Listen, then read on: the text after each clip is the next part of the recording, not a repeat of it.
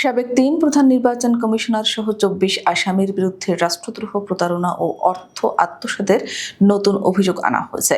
বুধবার মামলার তদন্তকারী কর্মকর্তা ও শেরেবাংলা নগর থানার উপপরিদর্শক শামসুজ্জোহা সরকার মামলায় দণ্ডবিধির ১২০/420/406 ধারায় অভিযোগ সংযুক্ত করার আবেদন করেন।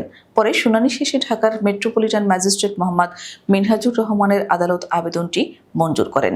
বৃহস্পতিবার ডিএমপির প্রসিকিউশন বিভাগের উপপরিদর্শক রফিকুল ইসলাম এ তথ্য জানিয়েছেন। এর আগে গত ২২ জুন বিগত আওয়ামী লীগ সরকারের সময় নির্বাচন কমিশনের সাংবিধানিক দায়িত্ব পালন না করে উল্টো ভয়ভীতি দেখিয়ে জনগণের ভোট ছাড়াই নির্বাচন সম্পন্ন করার অভিযোগে মামলা করে বিএনপি।